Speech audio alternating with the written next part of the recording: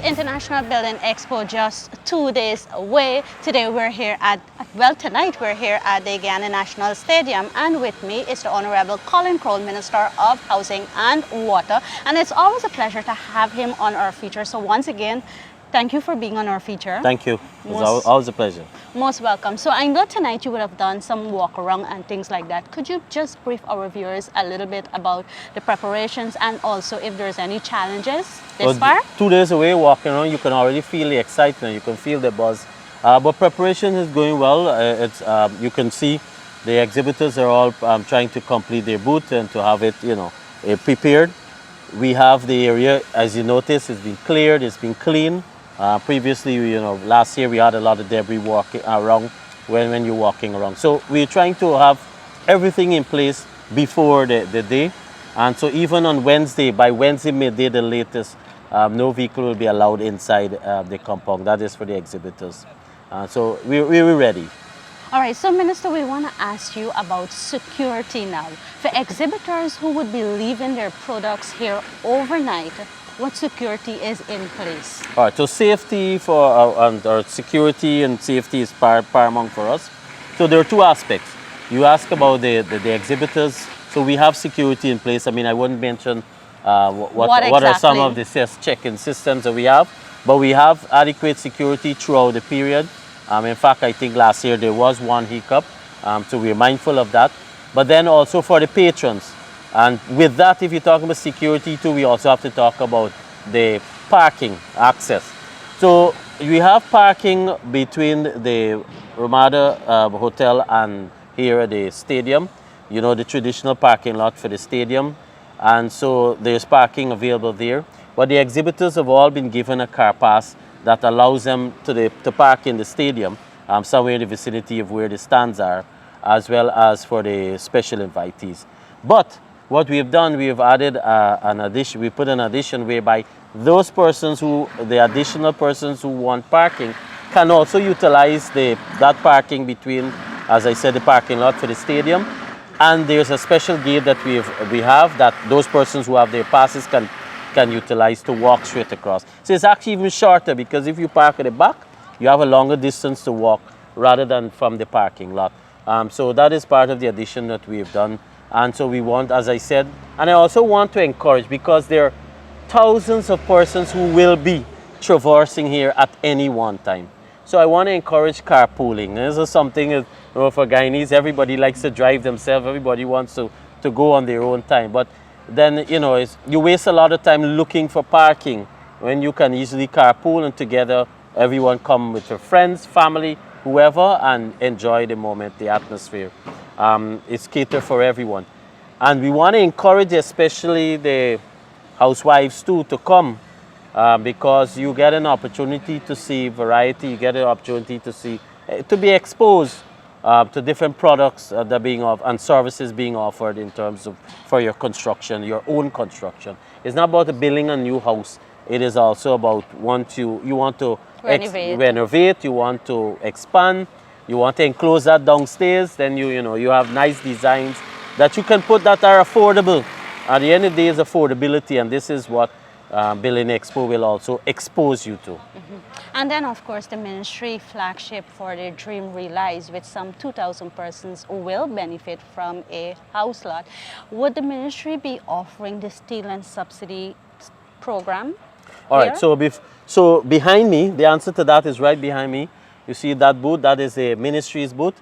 They'll be shared jointly with Guyana Watering, the two agencies, CHP and GWI will be here. So GWI is available here for you can do your application or have queries. You can check your bill if it's outstanding, whatever it is. CHP is here, the different departments that on what we do. We'll showcase what we do as a ministry and as CHPA. They'll be here too, so one can be able to pick up that form that you spoke about. That is the Steel and Cement. That program, you recall, the brainchild of His Excellency was announced right here last year for Building Expo. And so that program is being implemented, and so one can upload their form right here. For the Dream Realize, is on Friday and Saturdays for allocations. Those persons have been informed. Those persons have been notified via letter And so that allows them, they don't have to pay to come through the gate because their letter will allow them to go straight to the tent.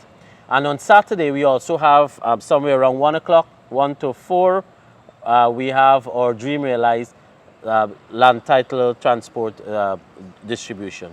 And so a lot of outstanding persons who have done the writing, and so we have processed the ownership for them, their document, that will be available for distribution. Why is Building Expo so important to Guyana or to Guyanese? Building Expo is part of the future of Guyana. Right here, just walk, spend any 2 hours or 1 hour, and you will realize where Guyana is going. Here you will be exposed, and as I said in another interview, we have even international companies. We have the largest local companies in terms of the home construction for construction in general, buildings that are here, that will be here. They are here to showcase and to make available their services. So it's about to interconnect, it's about having that communication, to establishing that relationship. And so we want people, when they come, as much as possible, have as much information available for yourselves to have you make informed decisions. So come, collect the contact number for the various companies so that when your turn comes, whether it's window, whether it's simple as door, whether it's for kitchen, whether it's for your nice design you would like, whether it's for you want to have a design for your house, and but it looks good, but at the end of the day affordable, all available for you too. This is Guyana's future. This is where we at, and that is why we have a zone that is called a developmental zone. The developmental zone, it showcases companies that are part of the transformation of Guyana in different sectors, but right across the board. Right across behind, not too far from here, you have the Demerara Harbor Bridge that the construction has already started, a high-span bridge.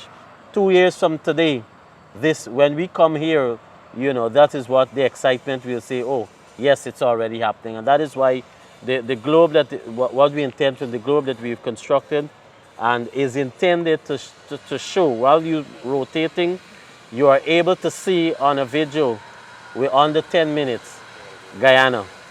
And Guyana too, and when you finish, you are going to say to yourself, I am excited to be part of the changes, the transformation, the development that is happening in our lovely country, Guyana, under a One Guyana banner.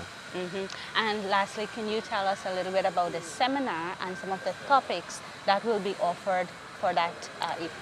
Very interesting, 2 days, Friday and Saturday, from 1 o'clock to about 7. That's how long it runs.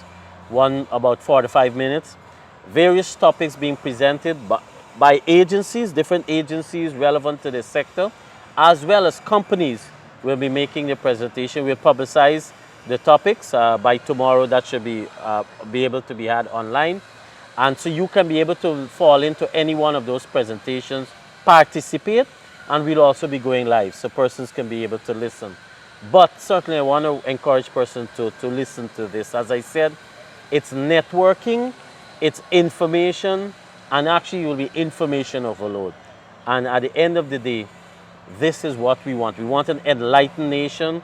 We want our customers that are coming, the patrons that are coming, certainly they must be leaving here with a lot of pamphlets, a lot of leaflets with information that they can go back home and at any one time to be able to follow up by calling the respective companies for whatever concern they may have, whether it's for insurance, whether it's for the banking, whatever. All right. So, Minister, I know this is a Building Expo feature, but some persons still, especially on social media, doesn't understand what turnkey home is and what a core home is. Could you just brief them on that? Because the comments are really wild on Facebook. Sure. So, this comes about to what we have we're constructing.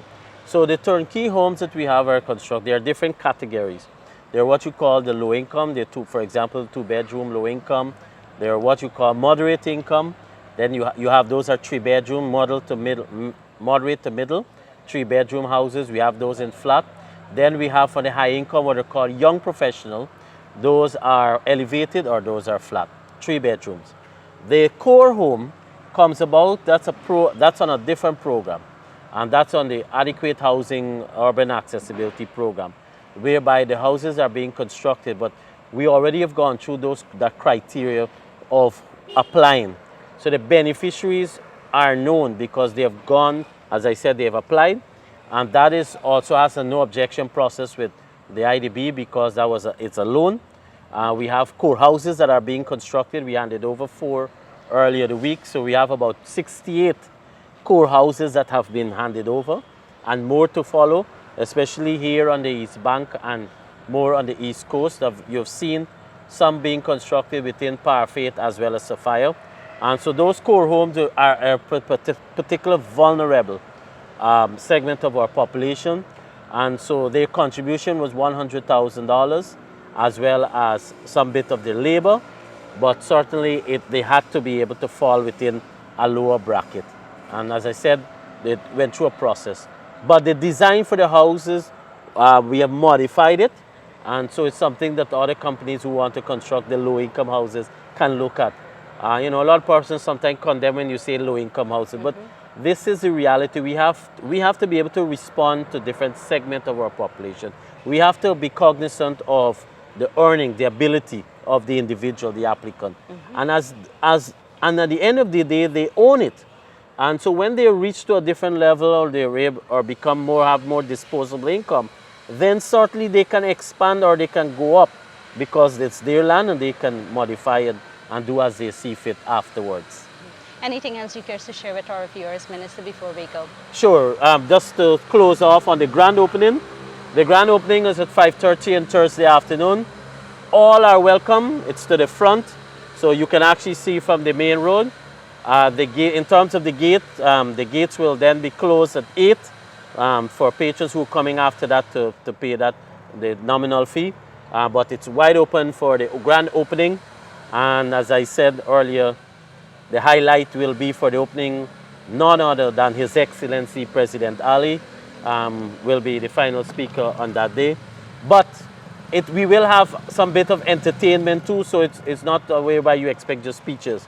All right, so one can look forward to a lot at the grand opening on Thursday afternoon. And of course, persons doesn't have to necessarily come here to purchase ticket. They could also go to the Ministry of Housing and get their tickets as early as possible. Certainly, so you can do that at the Building Expo Secretariat at the Ministry, or any other evening or afternoon here at the stadium. Thank you so much, Minister. You're welcome. Viewers, there you heard it from Minister Collin Croal, giving you an update on International Building Expo. Remember, Building Expo is just 2 days away, August 24th to 27th, right here at the Guyana National Stadium. We will see you here. Take care.